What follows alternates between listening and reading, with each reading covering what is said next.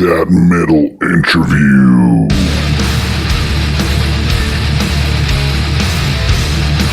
Greetings and salutations from That Metal Interview podcast. Your friend, once again, James, all the way from the Lone Star State of Texas in the U.S. of A. And we have another great guest by the name of Kam Lee. This guy is a frontman, the vocalist for Massacre, the legendary band from Florida, Massacre. Awesome. And they have a new EP, Mythos. That's MYTHOS.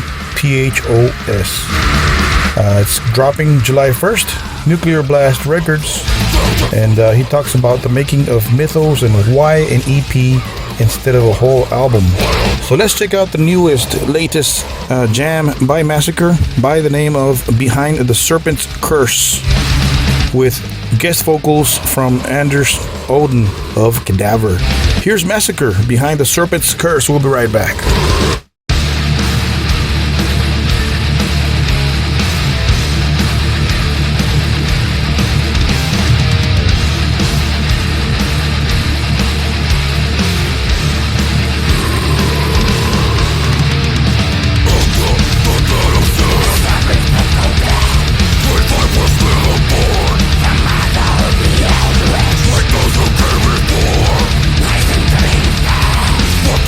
Devil's running long.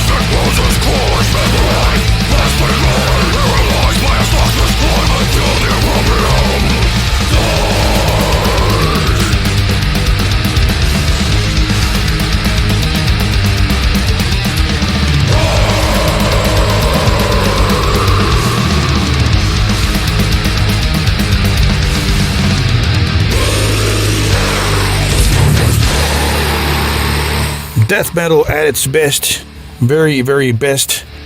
And this guy is a legend. He was a part of a couple of Death's demos, pre-Scream Bloody Gore. He played drums, and he is one of the innovators of death metal. And he'll tell you, he's going to talk about some deals that we didn't know about Chuck, and of course Jeff of Possessed on the subject of who invented death metal. So Kam is going to talk about that and reveal a couple of facts there for you guys, and for us, and for me. A couple of facts for everybody. So here it is, our interview with Kam Lee of MASSACRE. Enjoy. So first question, new EP, Mythos, is that the right pronunciation? Yeah, Mythos. Mythos, dropping July 1st, Nuclear Blast Records. Talk to us about this EP. Okay, well, it's 4 songs. Actually, the 4 songs that we have that are on the EP were written and recorded around the same time the Resurgence stuff was recorded. So when we did Resurgence, we had 10 songs on the album. We had these 4 left over, and we kind of like shuffled some songs around. Actually, the title track, or the Mythos that Lovecraft built, is on this EP, was originally going to be on the album. Okay. But I kind of like did some thinking and how the concept of the album was going to go, and we really wanted the album to kind of mirror From Beyond. So a lot of the songs that are on Resurgence kind of mirror From Beyond as far as the way they sound, and they also kind of like the lyrics in a sort of way, kind of, if you kind of like went and put From Beyond down and played like the first song of From Beyond, which is Dawn of Eternity, and then the first song from Resurgence, which is Eldritch Prophecy, you'll kind of like see this almost a similarity. There's almost this kind of like mirrored, kind of like in the way that the songs are written and the feel of the songs, and also the lyrical content. So it was all thought out that way. And then we said, okay, well, we got these other songs, because originally, like I said, they were going to be on the album. Actually, I think there's actually, when the album came out, in some of the ads, they said that Anders Olden was on the album, and I'm like, oh no, he's not on the album. He's going to be on the EP songs. Oh, yeah, because that's the first song that came out. And yeah, the Behind the Serpent's Curse, yeah, of course. Yeah, and so it kind of like was like. The mix up with the label at the beginning, like when they advertised it, and I was like, oh, they got the old news, but it was okay. It was all right. It just was a little fluke that happened. Yeah. So that's kind of like what ended up happening was we decided, okay, let's pick 4 songs to take out of the songs that we were going to do for the album, and let's put them aside for an EP. It was like specifically done that way, and these were the songs that we chose because I felt. I mean, you've only heard the first 2.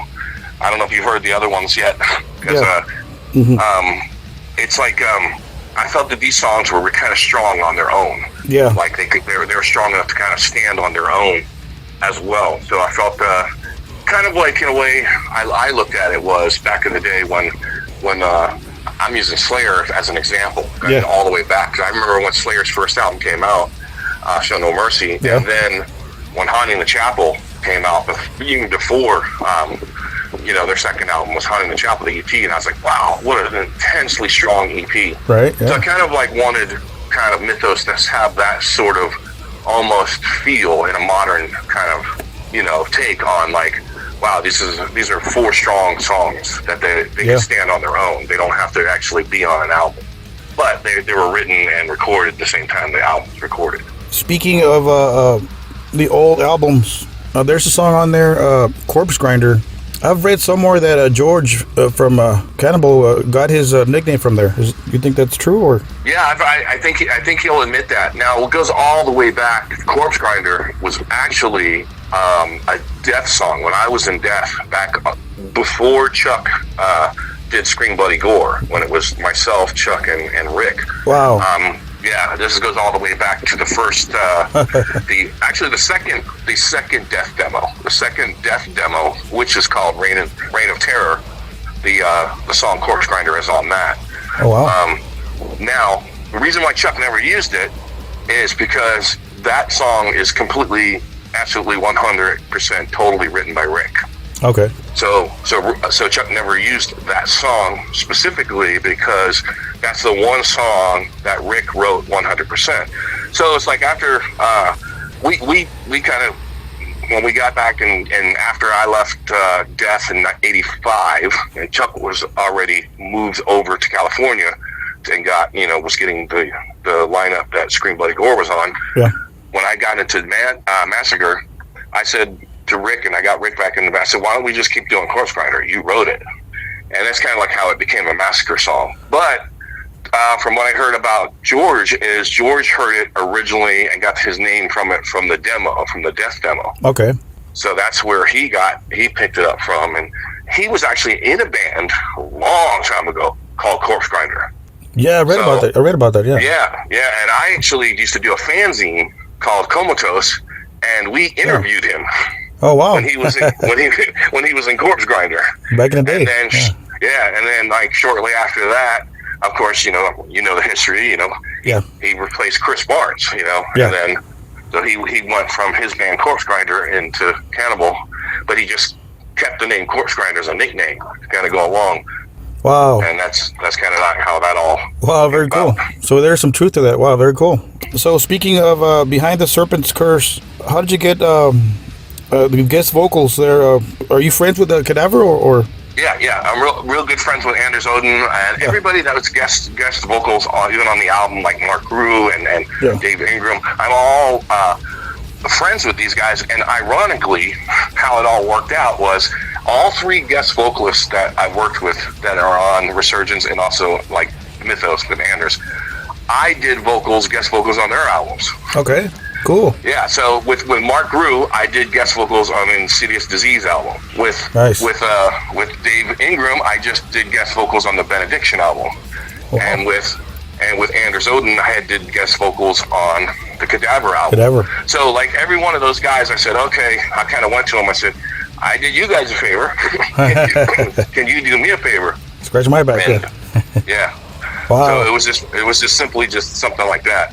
And me and Anders, we've known each other for years, just like I've known everybody for years. Yeah. And I remember years ago, Anders Odin joked with me. I mean, I'm talking like almost 15, 20 years ago. Anders joked with me one time. This is back when he first joined Satyricon.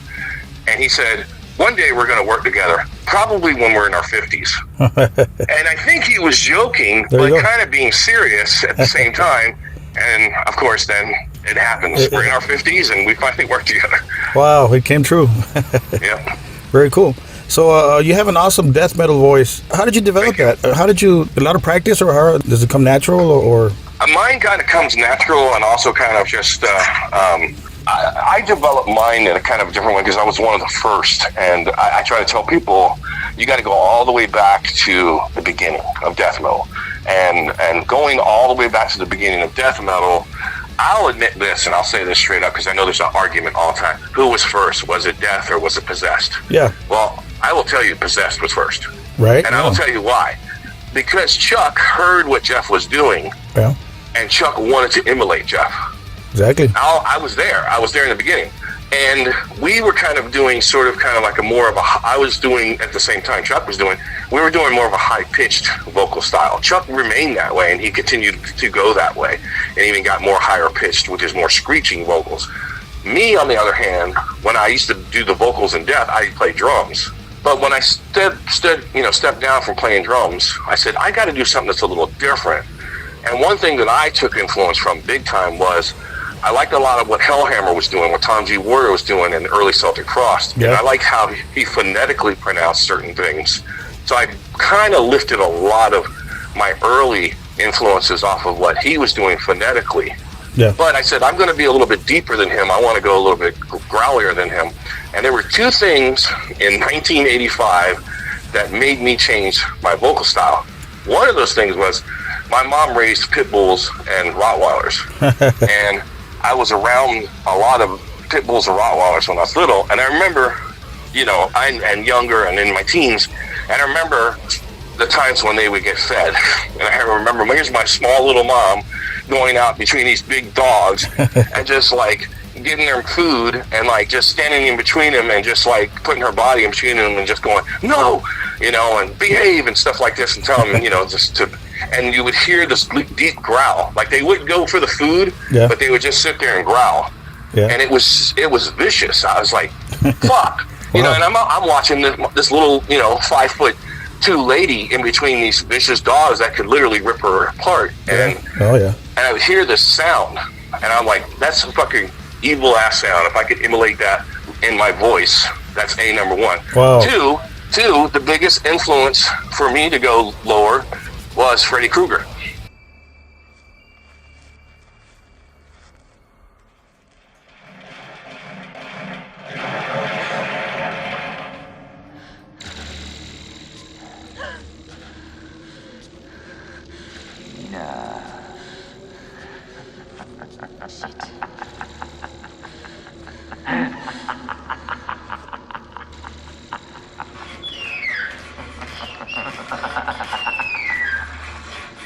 Please, God.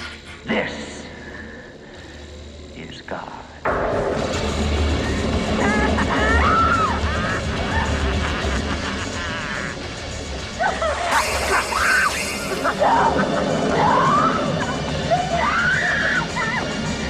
The original Nightmare on Elm Street movies were coming out. The first one had already come out, and the second movie was coming out. That's true. And the way they would pitch his voice, they would pitch Robert Englund's voice in some parts. They use a pitch shifter. Yeah. And there would be scenes where he's like, one of my favorite ones is from the very first Nightmare on Elm Street, when it's not Nancy, but it's one of the girls, the first girl that gets killed. She's having a dream, and she's in the alleyway, and Freddy comes walking up, and his arms are really stretched, real long.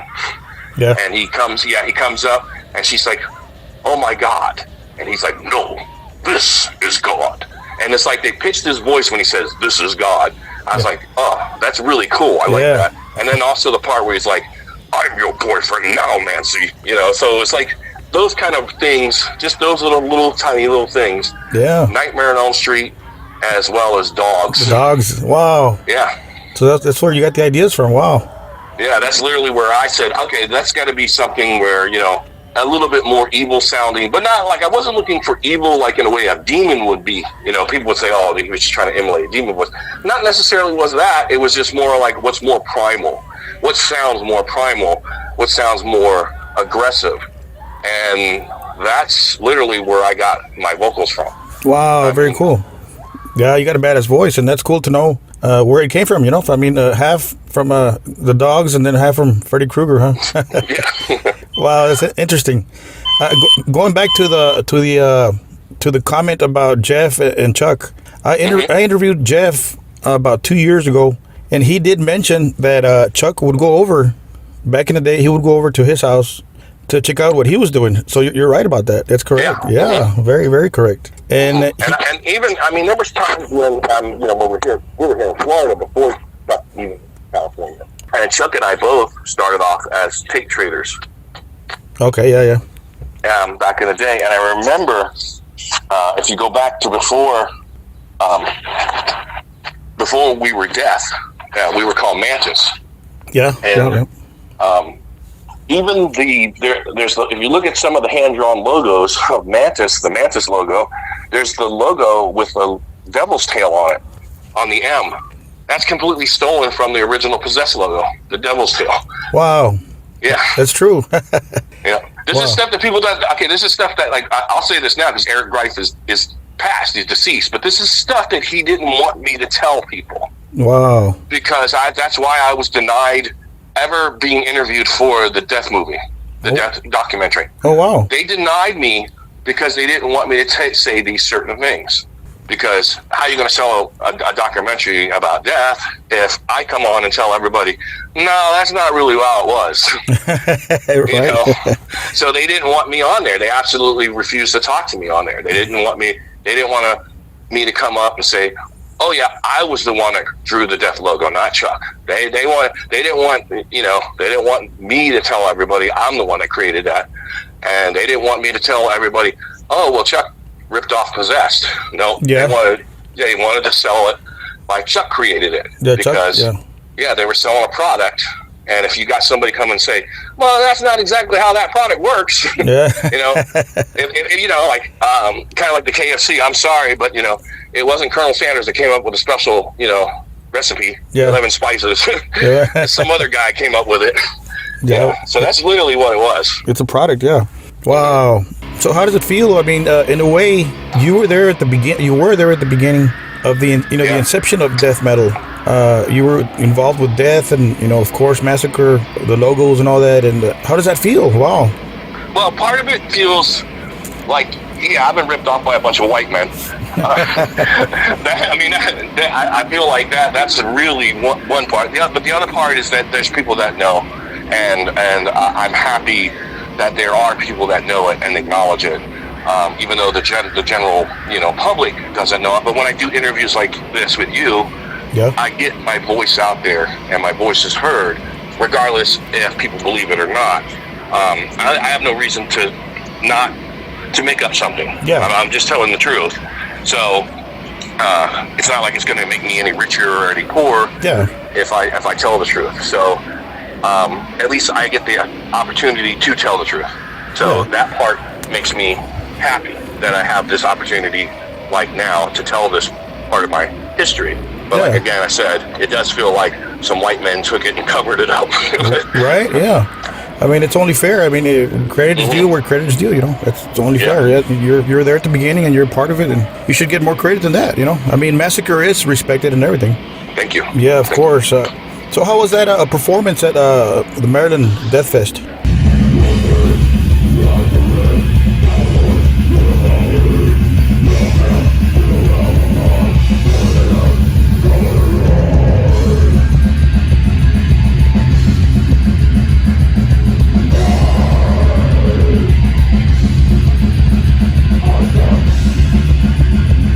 Maryland Death Fest was great. The performance was great.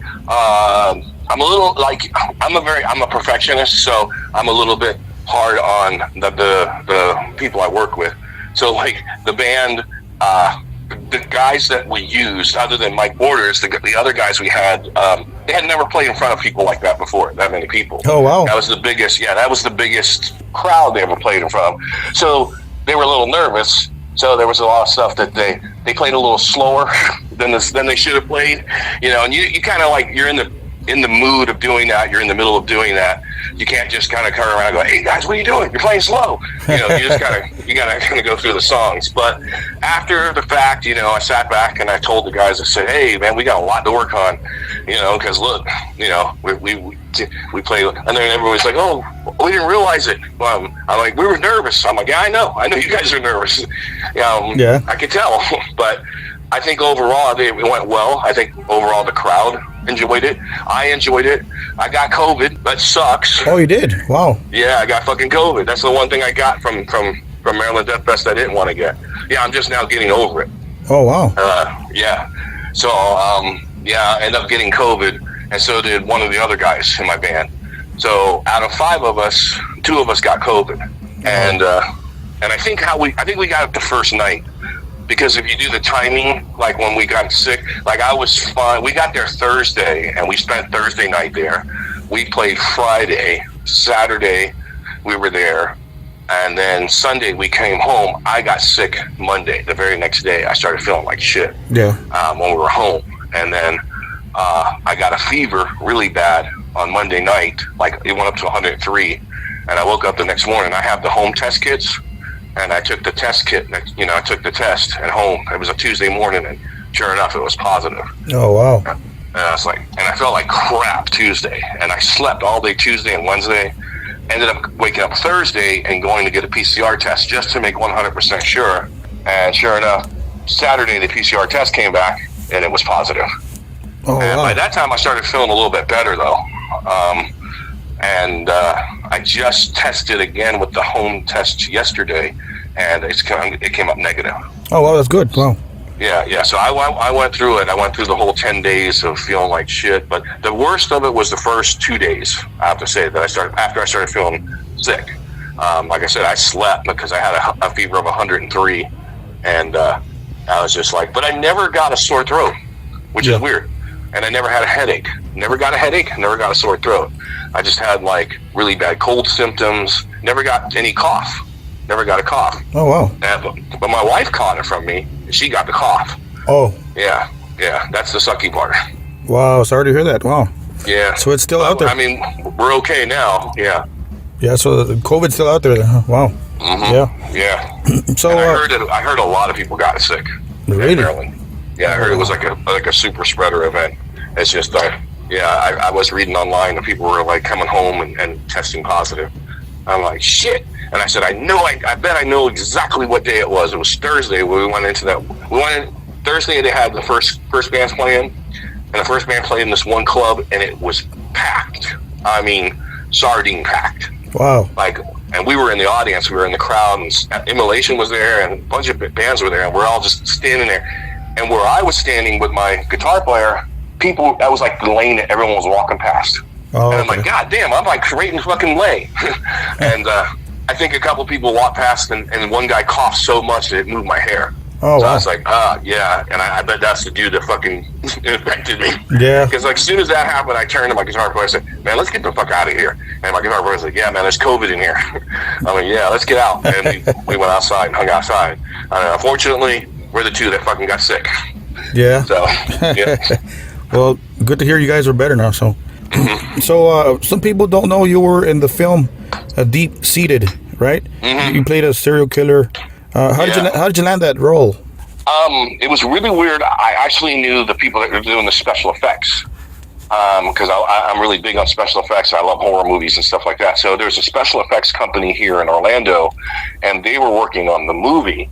And I was going down and kind of like talking to them and just kind of hanging out because they were metal fans as well. And they were just like, hey, we're working on this one movie, and the guy that was supposed to play the main part dropped off. You should try out. And I'm like, what? And they're like, yeah, you should just try out. And I was like, okay, I'll try out. So I went to the director the next day. They introduced me, and they had me try out. Now here's the thing.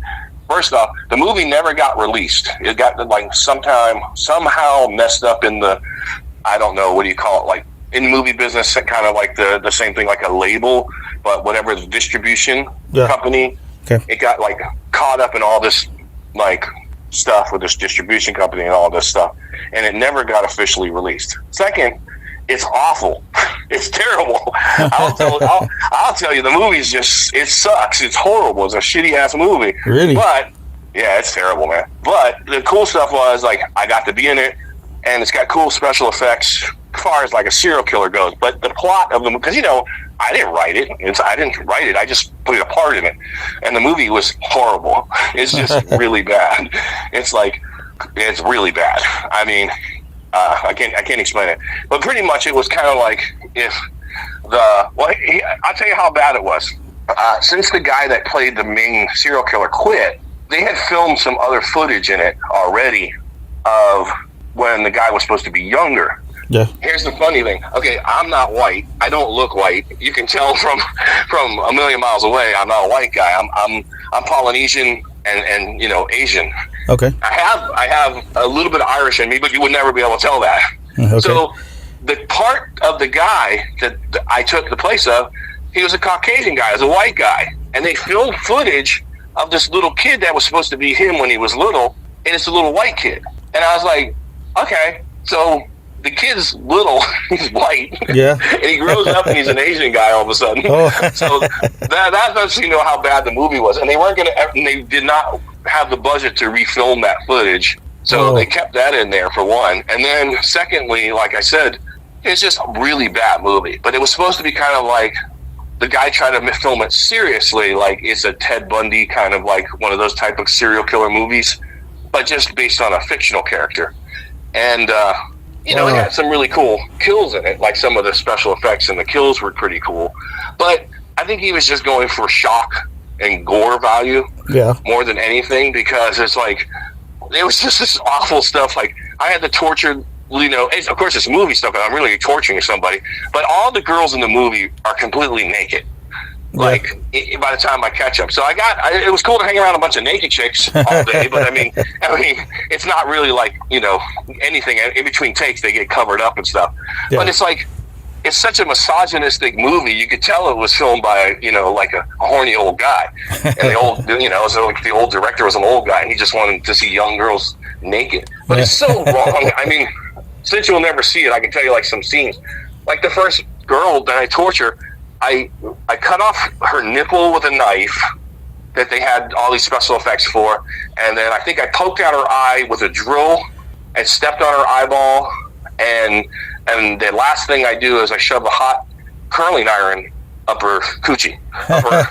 Yeah, I mean this guy, all this guy, yeah. I mean, it had cool effects because of that stuff, but that's literally what it was. Like the second girl was, she was naked on a table. I cut off her leg with a hacksaw, and then I think I shock her with like electrodes, a car battery, some kind of electrodes, and then the scene was supposed to. This part was funny. The scene was supposed to smash her head with a sledgehammer, but they had one special effect, and the budget didn't call for it, and something happened to the actual head that the sledgehammer was supposed to smash, and something messed up with that special effect, so they cut that scene out. Oh, which is kind of like, so now the movie goes from like this really horrific scene at the beginning to a less horrific scene, and then the last girl, again, okay, she gets drowned in a pool. I'm like, you did like the kills backwards. You did the worst kill first, and then each kill got less and less. I said, that's not how horror movies work, but that's how the guy filmed it. Wow. So I guess, like I said, it never got released. It got held up as some kind of like, I don't know, some kind of like distribution thing, and just never eventually got released. Wow. So I guess we'll never see the latter day. Now I have a copy of it. Oh, you do? Maybe one day I'll bootleg it. You should. I have a copy of it. Yeah. And it was really, the only thing that was really cool is like they used some. I did other bands, like I did one band called Bonar during the time, and one of my bands, Bonar, the music is in it, so that's kind of neat. Oh, okay. They used my band's music in it, but other than that, no. But like I said, I have a copy of it. I don't know, maybe one day when after the rights pass, I'll bootleg it and just put it out. Yeah, you should. Mm-hmm. I want to watch it now. Mm-hmm. So let's speak of, you got several bands and projects in your career. Yeah. What's going on with Broken Gravestones?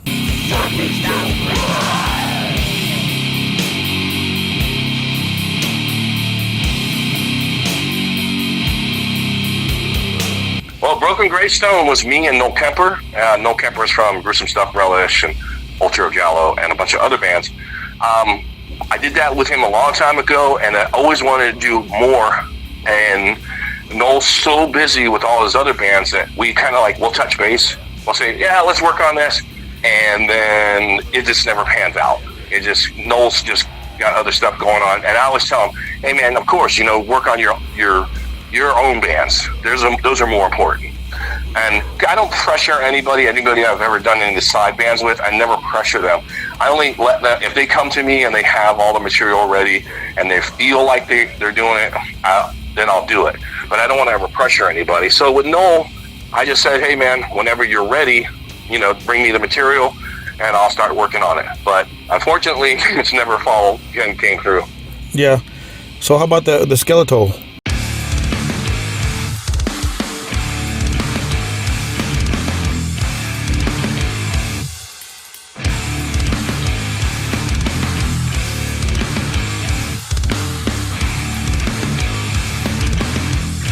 The Skeletal was a one-time project, and believe it or not, even though they used fake names, it's literally the entire members of the Grotesquerie. The Tyrants, yeah. It's other than Lass from Hooded Menace did the leads on the Skeletal, but as far as the rest of the members go, it's all the members of the Grotesquerie.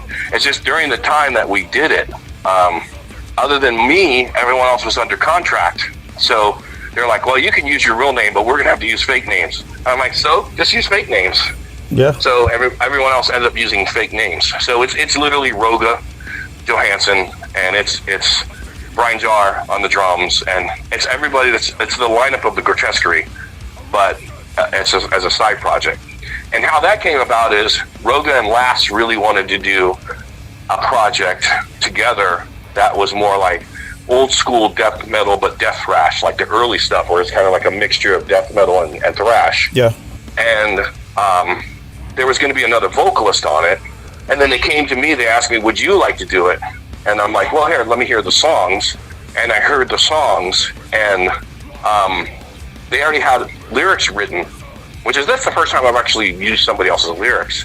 And I said, well, let me try to record one song and see what you guys think. And I recorded one song for them, and they really liked it. So I went in one day, in one take, recorded that whole album. Wow. I said, I'll just read the lyrics and just go along and just record it. And that's how we did it. Oh, wow. Very cool. One day vocal take, wow. Yeah, one day vocal session. Yeah, it was just one take. I just went through and all the songs and just did it. So how about the band or project, not Trevnen?